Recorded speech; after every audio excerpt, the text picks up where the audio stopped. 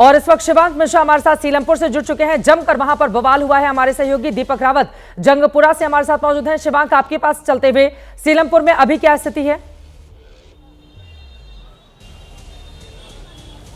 जी बिल्कुल चित्रा, देखिए अभी स्थिति बिल्कुल शांत है। उसी बूथ पर हम लोग मौजूद हैं जहां पर आज जमकर बवाल हुआ था, हंगामा हुआ था। लेकिन अभी स्थिति बिल्कुल पूरी तरह से आप देख सकते हैं तस्वीरों में कि किस तरह से शांत स्थिति है। और कुछ महिलाएं यहां पर खड़ी हैं जो अपनी बारी का इंतजार कर रही हैं और आराम से अब यहां पर वोट डालकर लोग निकल रहे हैं। तो ये आप देख सकती हैं सीधी स्थिति यहाँ पर, सीधी तस्वीर यहाँ पर है।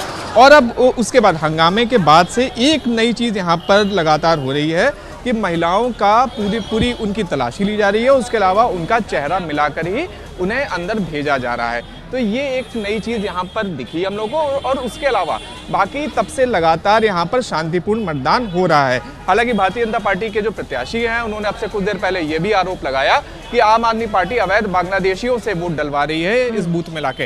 लेकिन अब ऐसे में जिस तरह से चुनाव चल रहा है, आरोप प्रत्यारोप लगातार लग रहा है। लेकिन अब मुश्किल से 1 घंटा और बचा हुआ है। 6 बजे के बाद से मतदान की जो पूरी प्रक्रिया है वो खत्म हो जाएगी। तो वैसे 8 तारीख को ही पता लगेगा कि आखिर हमें इंतजार करना होगा। लेकिन एग्जिट पोल के जो आंकड़े आएंगे वो भी अपने आप यकीनन एक इशारा जरूर दे देंगे कि दिल्ली में अब की बार बनने जा रही है किस पार्टी की सरकार।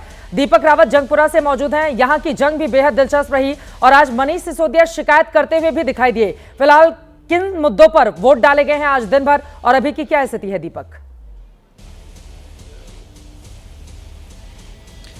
जी चित्रा, अगर पूरे इलाके की बात करें तो ये इसलिए भी काफ़ी चर्चाओं में रहा क्योंकि मनीष सिसोदिया जो आम आदमी पार्टी के नंबर 2 नेता कहे जाते हैं, उन्होंने अपनी जब सीट बदली पटपड़गंज से तो जंगपुरा ही आए। जंगपुरा आम आदमी पार्टी को सबसे सेफ सीट नज़र आती है क्योंकि बहुत ज़्यादा वोटर्स इस सीट पर हैं नहीं, करीबन लाख के आसपास हैं। और ऐसे में इस सीट पर जो जीत और हार का मार्जिन रहता है वो हमेशा बेहद क्लोज का ही रहता है। और पिछले 10 सालों में यहाँ पर जब भी कैंडिडेट जीतता रहा तो ठीक ठाक मार्जिन से जीतता रहा, इसी वजह से इसको चुना भी गया।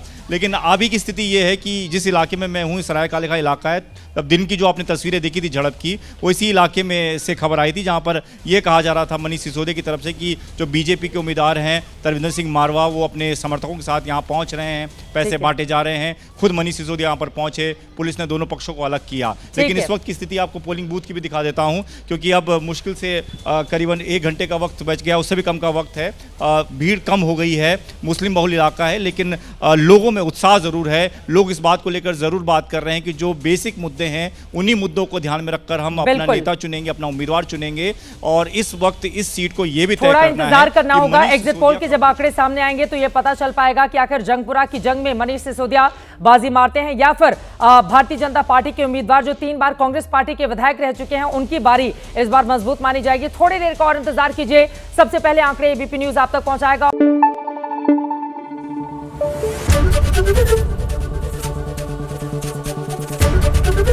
एबीपी न्यूज आपको रखे आगे।